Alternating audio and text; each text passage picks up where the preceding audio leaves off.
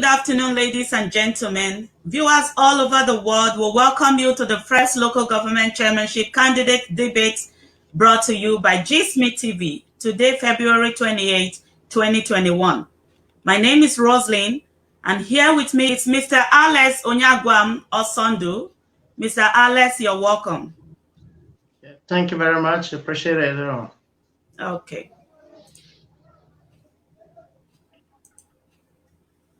So please join us as we welcome the candidates. We have here Engineer Austin Chukweku Okolie, the African Democratic Party, ADC. Mr. Austin, you're welcome. Yeah, welcome too. Thank you so much. And we also have here with us Mr. SIMEON Boy.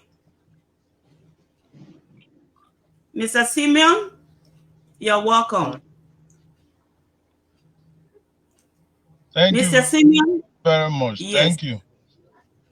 Okay, Mr. SIMEON is a candidate for APC. Yes. All Progressive Congress. Thank you very much, Mr. SIMEON. Mr. Sonny may be joining us later in the day. Mr. Sonny from the People's Democratic Party, PDP. All right. So, the rules of the debate. There are 6 segments of the question, of which each candidate will be given or allocated 3 minutes each. Uninterrupted, no applause, no disorder from audience, and candidates to hear out the speaking candidate. The questions asked here have not been revealed to the candidates. Some questions will be coming from the audience, and some questions will be coming from the special guest. So stay tuned, viewers, as we continue with the question.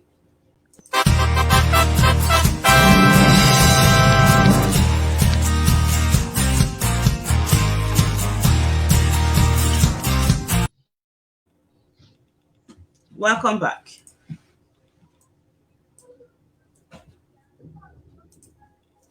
So the first question will be going to Engineer Austin. Engineer Austin, we want to know why you should be voted for as a chairman of the noble office other than the other candidates. And you have just 3 minutes uninterrupted to answer the question. You are welcome. Thank you very much. Why I should be voted? Why I should Can you increase your volume a little bit, please?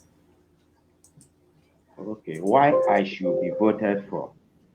Because I believe that I have something greater to offer more than all other candidates. When you look at the process of the emergence of the other candidates, especially during their political party primary, you will see that they were unimposed in their political party by their so-called political leaders.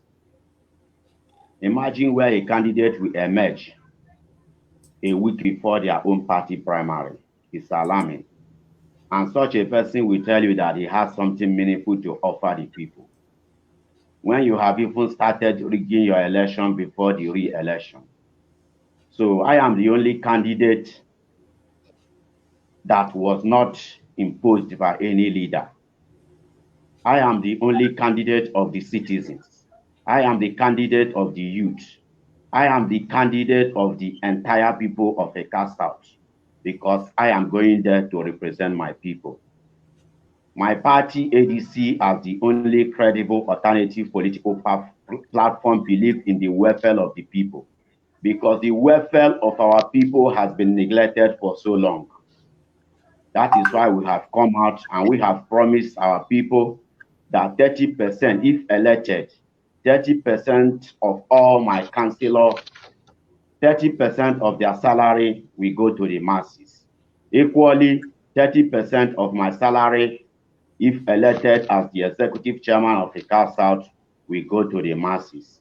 And we are going to create a welfare office across the whole community in Ika South. We are going to employ the people, the citizens of the community to that office. And that office will be supervised by me, because we want to ensure that our people are taken care of. We want to ensure that resources of the government goes to the real owner, that is the masses, because gone are the era whereby our allocations are being shared by political elites. We are going to run an open door policy. We are going to run a transparent government where everyone, each and every citizen will be aware of what is happening in the local government. So thank you. Thank you very much, Mr. Austin. Thank you very much. All right. So the next question goes to Mr. SIMEON Boy. Mr. SIMEON, we want to know why you think you are the best candidate and that you will carry the people to the promised land. You have 3 minutes uninterrupted, Mr. SIMEON.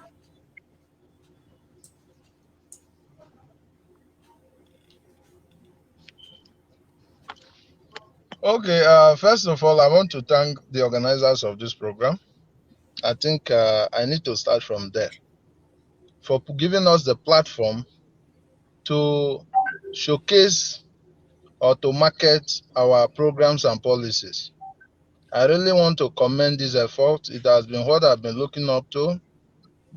And the PDP frustrated it because I was using all.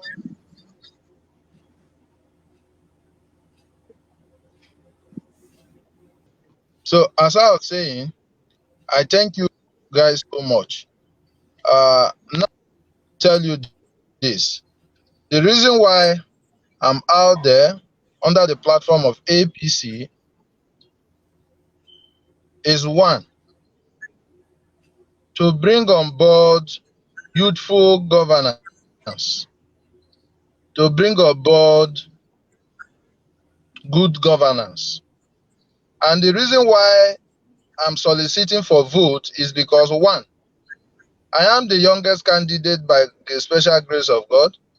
And two, it is only the APC in this local government election in Ika South that has a blueprint clearly stated, black and white, as a manifesto, as a working document. It is in the billboard, it is in our flyers, it is in our posters, it is in our stickers. The 5-point agenda, which will say, 1, agricultural revitalization, 2, human capacity development, 3, quality and sustainable development, 4, improved environmental hygiene, 5, mandatory accountability.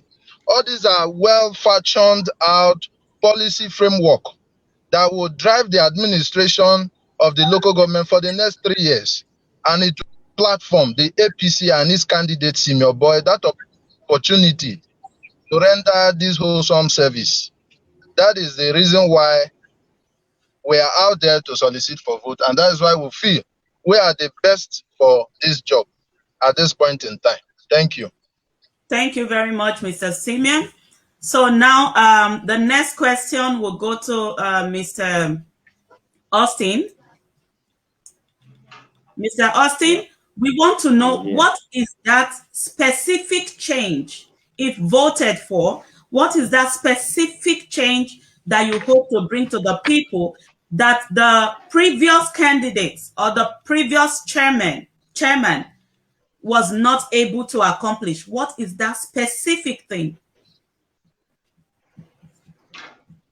The specific thing we want to give to our people is the welfare. The welfare of our people has been neglected. In the area of primary health care, In fact, they have failed in almost every sector. Are we talking of anti-people's policy? In a situation where you collect tax from our brothers, the Okada riders, drivers, and Keke riders, you collect tax, daily tax from them. If anything happened to their bike or car or Keke, you leave them to their fate. Is it proper? The government should learn how to care for their citizens, because all these are the major cause of insecurity.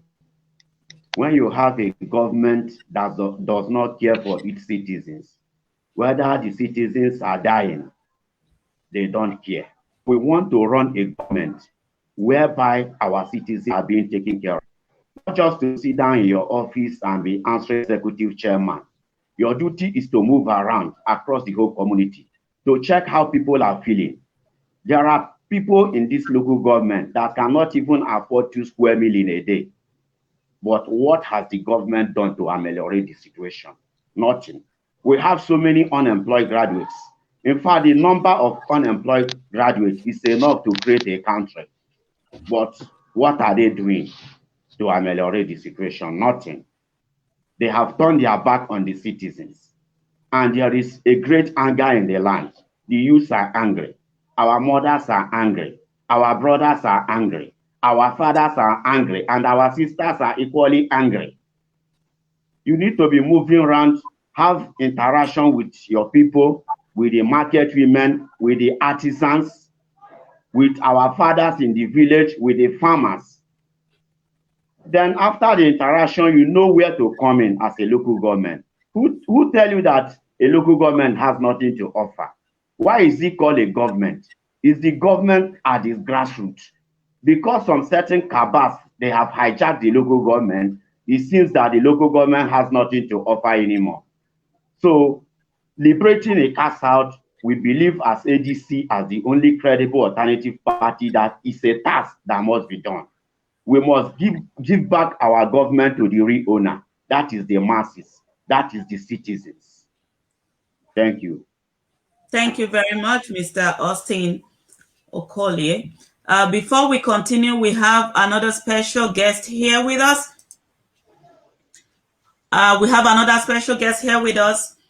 Patrick Isibor. You are welcome, sir. Yeah, my dear sister, thank you. It's an opportunity to be with you people and the candidates. Well, if there is opportunity to ask question, one would like to do that because I don't know. I see we are all speaking English, but maybe for the benefit of every other person, I would have loved to use my language. But anyway, thank you for. I'm just listening in. If there's opportunity to ask question, I'm here. Thank you, my dear sister. God bless you, and God bless everybody. You're welcome, sir. There will be an opportunity for you to ask your questions, sir. Thank you very much for joining us once again. Thank you. All right. Okay. So I am also going to ask Mr. SIMEON Boy the same question because we want to know this specific thing because we want change. That's the reason if I have to cast my... Mr. SIMEON? Okay, viewers, we are having some technical difficulties. We'll be right back shortly.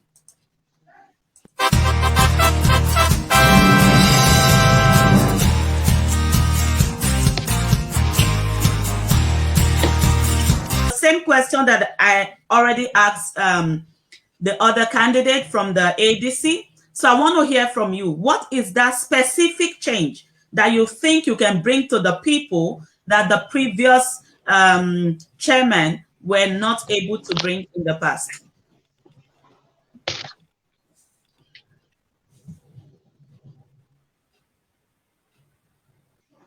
Mr. Patrick Isibor.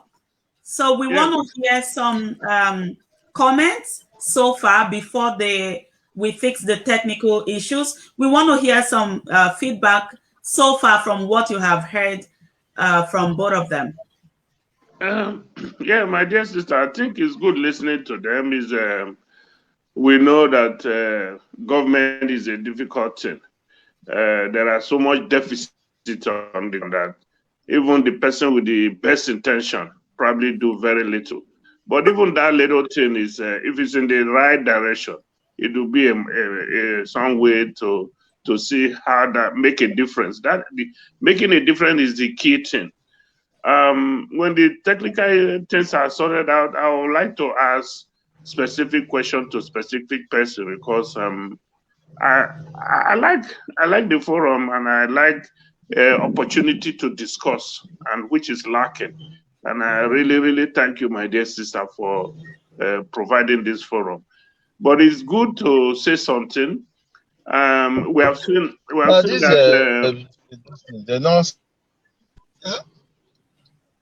that. Yeah, we've seen that even on a larger scale, rather than the government at the local government level now. So many things are said. They didn't start quick, and even the network. When it comes to implementation, there is zero. And the person who even make those statements and say, look, when I was making this statement, this is what I had in mind. This is the situation we find ourselves. I'm not going to take back the things I said. I didn't do it because of this. Come out and say what. But they will just blankly leave it, and at the top, the middle, and even at the low level. So it's good to listen, but we know that implementation is very difficult. Challenges are there, we know. So let's keep on listening. I hope you sort out the technical issues, my dear sister. God bless you. Thank you very much, sir. Okay, so that what will he do differently? I think started misbehaving. Okay, what we'll do differently is this. One, we want to abolish the very dark process I explained to you. Presently, the income and expenditure of the local government, the budget is hidden in darkness. Nobody knows what comes and what goes out of the local government council. That is what we will abolish through the mandatory accountability bill, which is the 5th point in our policy framework. The executive bill will come exactly 30 days, within 30 days in office. We are going to prepare that executive bill and take it to the legislative arm, mandating the council boss to publish the income and expenditure of the council, not just to the legislative arm, but publish it on the weekly dailies we have in the local government, so that people can scrutinize the income and expenditure, the budget, then they can make their input and criticize it when necessary for proper accountability. This is a very sustainable plan. That's why we want to put it in our Bible. So even after this administration, any local government coming, it will become an existing framework as regards the income and expenditure of the local government. That will bring accountability to the local government. Then second, disposal method we have in the local government is not in conformity with present-day reality. We want to bring in recycle companies that will recycle our waste and turn it into useful products, thereby creating jobs. Because people that will man the industries, people that will man the machines, they will not be robots, they will be human beings. And they must come from the local government. So instead of people disposing waste in the gutters, disposing waste in the bushes, their waste will be bought from them.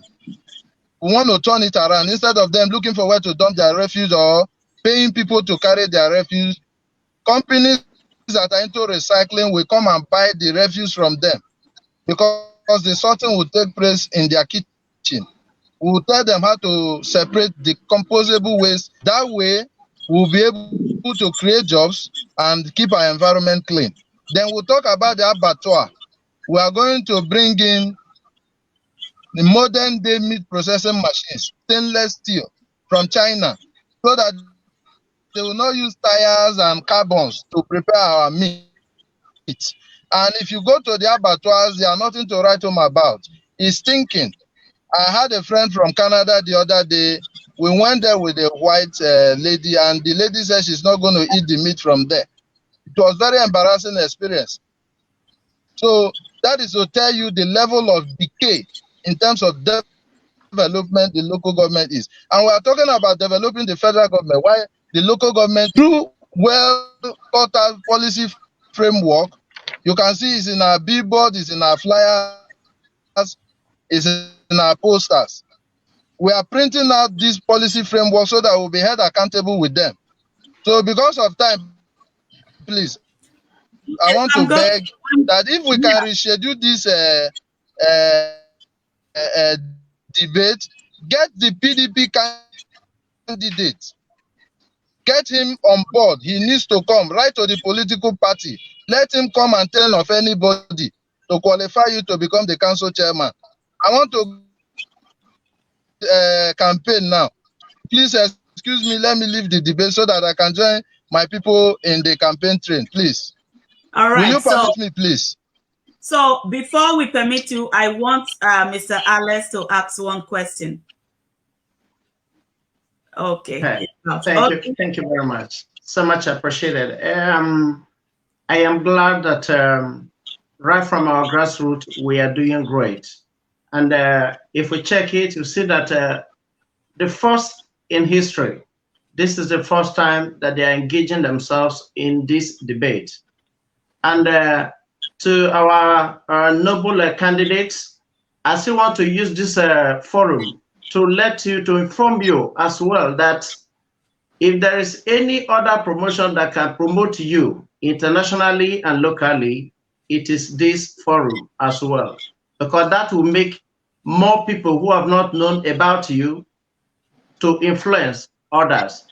But however, there are so many questions that I would have loved to answer, and I pray that maybe when we reschedule the meeting, the debate, that the three candidates will be there, where you will be made to express yourself at best, and that will make the people to know who you are and what you have in mind to do, because they said the foundation matters very, very much. And we will not go to an extent where we say we've gone so far that we will decide, oh, we are going back again. So the onset matters very much. I will leave it there. Thank you very much, sir. I would want Mr. Isibor Patrick to add to it, because as it is right now, we are not going to continue with the debate. So we're going to reschedule because we only have one candidate left here. The PDP candidate was not able to join us, and the APC candidate begged to leave the debate because he is going for a campaign. And now we have only the ADC. So technically, is the right thing in the right direction? Like one of the guy who just spoke now. It's a good thing because we're just starting, and I thank you. The SIMEON made some good points of what needs to be done. Like I just mentioned a while ago, there is a whole lot of deficit on the ground, so much to be done. But even if one of those two pillars, let's say environmental cleanliness, is taken care of, in 1 year, 2 years, 3 years, you'll be able to say this is what we did. And look at the issue of the abattoir. There are so many. But what is important is the next debate, when the 3 or more of the candidates are present, let them interact. One would like to know, I like to see results, a situation. Even though you did not win to become the chairman, your ideas might be contributory to success. And for the person who will likely win, how will these things benefit you? So when there is a reschedule, that's what we would like to learn from the 3 of them. This is a contest for the advancement of our people. It is not a contest just for your political party. So we would like to hear from them when we had the opportunity. The person who is going to win, nobody knows, but there's likelihood. So that person, what are you going to do Like the question you have asked, my dear sister, what are you going to do differently? So even in your party that has been ruling, what will you do differently? For example, how will you show accountability? How will you challenge your party? Look, I know what is happening at Asaba, but this is Agbo. I want this thing for them. Even if I do and I'm not, my tenure is not renewed, I want to see that Patrick Isibor did this when he was there. What are you going to do differently? So, my dear sister, let's look forward to another debate, and we hope that the participants all come happy and looking forward to talking as gentlemen. Thank you. Thank you very much, sir. So, conclusively, we want to hear.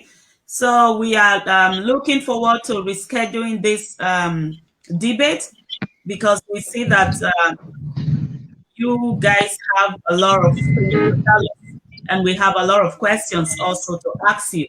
So, we're going to reschedule it. But we want to thank you for joining us. And